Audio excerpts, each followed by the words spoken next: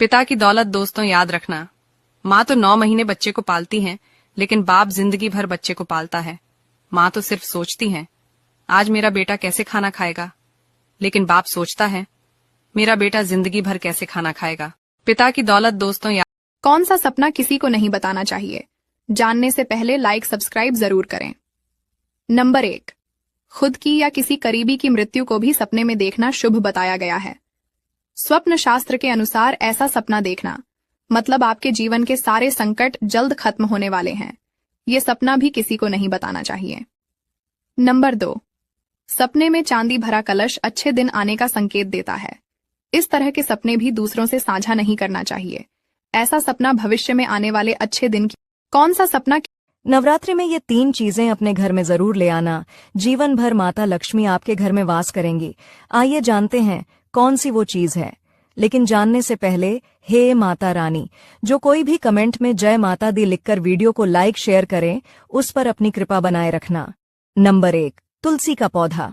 तुलसी को संसार का सबसे पवित्र पौधा माना जाता है। यदि आप नवरात्रों में तुलसी का पौधा घर ले आते हैं तो आपके सारे दुख, कष्ट, गरीबी और नकारात्मकता दूर हो जाएंगे। नंबर 2, नवरात्रि में घर में सोने या चांदी का सिक्का लाना बहुत ही शुभ माना जाता है। अगर सिक्के पर माता लक्ष्मी और गणेश जी का चित्र बना हो तो यह और भी अधिक शक्तिशाली हो जाता है। नवरात्र में कमल के फूल पर बैठी हुई माता लक्ष्मी की ऐसी तस्वीर जरूर लाना चाहिए जिसमें उनके हाथों से धन की वर्षा हो रही हो। इस तरह की तस्वीर लगाने से घर हमेशा धन धान्य से भरा रहे। नवरात्रि में ये 3 महिलाएं नहाने के बाद बिल्कुल भी न करें ये 3 गलतियां, वरना हो जाएंगे कंगाल और दरिद्रता मरते दम तक नहीं छोड़ेगी साथ। वीडियो आगे देखने से पहले मां लक्ष्मी की कृपा पाने के लिए वीडियो को लाइक करके चैनल को सब्सक्राइब करें और कमेंट में जय महालक्ष्मी जरूर लिखें। पहला, कई लोगों की ऐसी आदत होती है कि नहाते समय कपड़े गीले करते हैं और उन्हें वहीं छोड़ देते हैं कि बाद में धो लेंगे, लेकिन वास्तु के अनुसार ऐसा करना आपके सूर्य को कमजोर करता है। दूसरा, वास्तु के अनुसार बाथरूम में टूटे हुए बाल छोड़ने से शनिदेव के साथ साथ मंगल भी क्रोधित हो जाते हैं, जिसके कारण धन हानि के साथ साथ कैरियर में भी बुरा असर पड़ता है। इसलिए नहाने के साथ ही टूटे बालों को कूड़ेदान में फेंक देना। तीसरा, अधिकतर लोगों की आदत होती है कि नहाने के बाद बाल्टी में बचे पानी को यूं ही छोड़ देते हैं या फिर खाली करके रख देते हैं, लेकिन वास्तु के अनुसार ऐसा नहीं करना चाहिए। नहाने के तुरंत बाद गंदे पानी को फेंककर साफ पानी भर दे। महिलाएं नहाने के बाद दुनिया में इन 3 आदमी से कभी भी संपर्क नहीं रखे, क्योंकि ऐसा आदमी बहुत बुरा होता है। लेकिन आप लोग वीडियो को देख लेते हैं बट लाइक और चैनल को सब्सक्राइब नहीं करते हैं, तो पहले लाइक और चैनल को सब्सक्राइब जरूर कर दीजिए। चलिए वीडियो शुरू करते हैं। नंबर 1, जो आदमी आपके साथ बहुत अच्छा बर्ताव करता है और दूसरों के पास आपके बारे में हर टाइम बुराई करता है, इस टाइप के इंसान के साथ कभी भी संपर्क नहीं रखें। नंबर 2, कोई भी इंसान अगर आपका दोस्त है, ऐसा दोस्त मत रखिए जो आज आपके अच्छे टाइम पर आपके साथ है और बुरे टाइम पर नहीं रहे। नंबर 3, ऐसे इंसान से तो कभी भी संपर्क नहीं रखें जो इंसान आपको कभी भी रिस्पेक्ट नहीं करता हो। आपको हमारी बातें कैसी लगी? दुनिया में इन 3 पति को खुश रखने के 6 तरीके। दोस्तों, वह कौन कौन से तरीके हैं जिससे आप अपने पति को खुश रख सकते हैं? जानने से पहले माता रानी जो कोई भी आपके चरणों में लाइक और सब्सक्राइब समर्पित करे, उसके घर में कभी सुख, समृद्धि और वैभव की कमी नहीं होने देना। चलिए जानते हैं। नंबर 1, पति को हमेशा सपोर्ट करें। जो बात वो बोले उसे ध्यान से सुने और उनके दोस्त बने। नंबर 2, पति के माता पिता का सम्मान करें तथा उन्हें खुश रखें। नंबर 3, पति से बिना बात के बहस न करें, बहस को जितना हो सके टालने की कोशिश करें। नंबर 4, जिम्मेदारियां बांटें, उनके खर्चे में सहयोग करें या उनके कामों में सहयोग करें। नंबर 5, पति पर बेवजह शक न करें, यह रिश्ते को खोखला बनाती है। नंबर 6, पति को अपना प्यार दिखाने से न चुकें, इससे आपका रिश्ता मजबूत होता है। भूलकर भी अकेले में ना करें। ये 3 काम जानने से पहले वीडियो को लाइक सब्सक्राइब जरूर करें। नंबर 1, अकेले स्वादिष्ट भोजन न करें। अकेले किसी विषय पर विचार न करें। अकेले मार्ग न चले और सोए हुए अनेक लोगों के बीच अकेले जागता न रहे। नंबर 2, पति पत्नी अथवा पिता पुत्र के आपसी झगड़े में किसी की तरफ से साक्षी गवाही बनकर गवाही न दे। त्याग सदा एकांत में करना चाहिए। नंबर 3, भोजन करते हुए रास्ता न चले। नष्ट हुए का शौक न करे और अपने किए हुए की प्रशंसा न करे। भूलकर भी अकेले में ना करें। जो औरत अपने टूटे हुए बाल बेच देती है वो ये नहीं जानती कि अपने ही हाथों कर रही है अपने जीवन का नाश। जानने से पहले माँ लक्ष्मी की कृपा पाने के लिए वीडियो को लाइक सब्सक्राइब करके कमेंट में जय माँ लक्ष्मी जरूर से लिख देना। पहला बाल महिलाओं की खूबसूरती होती है और इसी की वजह से महिलाएं सुंदर और आकर्षक दिखती हैं। मगर किसी कारणवश या उम्र के अनुसार महिलाओं के बाल झड़ते लगते हैं और कई बार ऐसा भी होता है कि महिलाएं अपने झड़े हुए या टूटे हुए बाल यूं ही कहीं पर भी फेंक देती हैं या फिर उन्हें जमा करके बाल खरीदने वालों को बेच देती हैं। तो आज ये जान लो कि ऐसा करने से आपके जीवन पर बुरा प्रभाव पड़ सकता है और आप कई रोगों से ग्रसित हो सकती हैं। दूसरा, यदि ऐसे में महिलाएं अपने बाल किसी को बेचती हैं, तो वो अपनी किस्मत को किसी और को दे देती हैं, अर्थात उनकी किस्मत से लक्ष्मी का प्रभाव कम होने लगता है और वो गरीबी की ओर बढ़ने लगती हैं।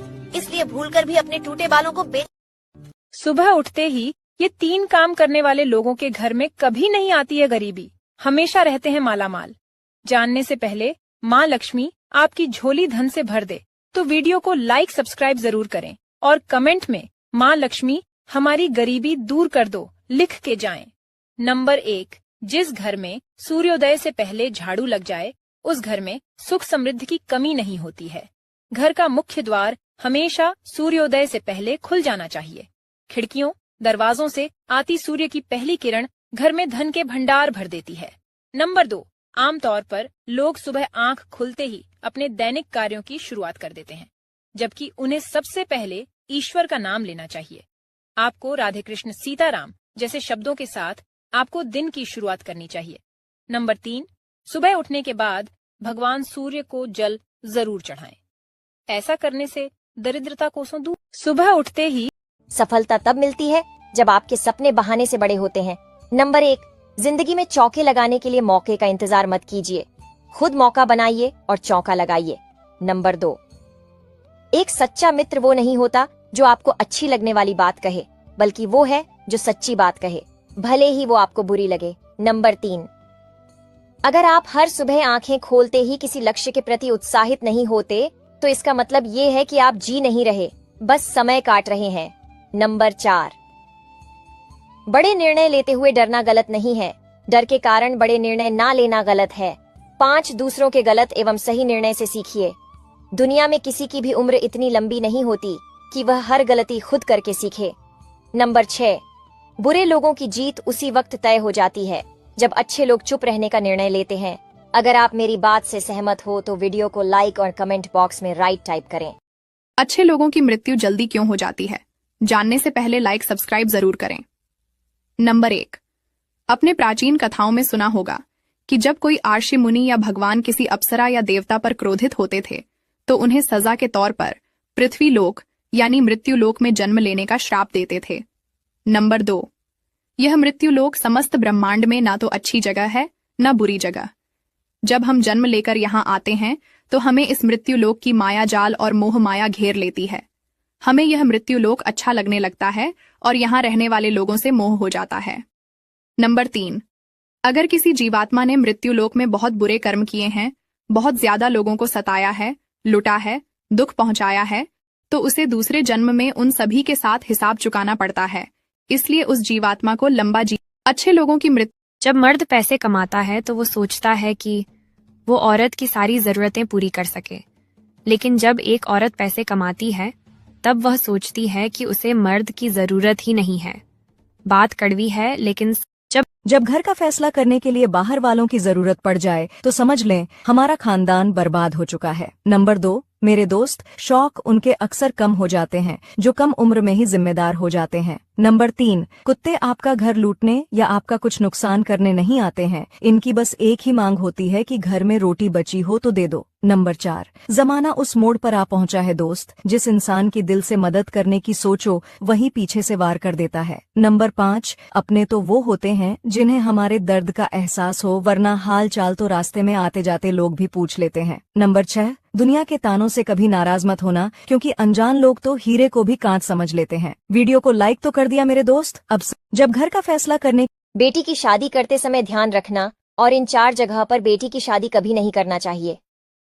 पहला, अपनी बेटी की शादी ज्यादा नजदीक नहीं करना चाहिए, नहीं तो बेटी मौका मिलते ही मायके आने का प्रयास करेगी, जिसके कारण उसके ससुराल में तनाव की स्थिति उत्पन्न हो जाएगी। दूसरा, अपनी बेटी की शादी ज्यादा अमीर खानदान में नहीं करनी चाहिए, नहीं तो वो लोग आपकी बेटी और आपको नीचा दिखाने का प्रयास करेंगे, जिसके कारण पारिवारिक तनाव की स्थिति उत्पन्न हो सकती है। तीसरा, अगर आपकी बेटी और दूल्हे में उम्र का ज्यादा अंतर है तो उनके विचारों में भिन्नता आ सकती है, इसके कारण उनमें झगड़ा हो सकता है। बेटी और दूल्हे में 2 से 3 साल का अंतर होना चाहिए। चौथा, अपनी बेटी की शादी लालची परिवार में कभी भी नहीं करना चाहिए। ऐसा परिवार हमेशा ही आपसे कुछ न कुछ मांगते रहेंगे। आपको हमारा सुझाव कैसा लगा कमेंट में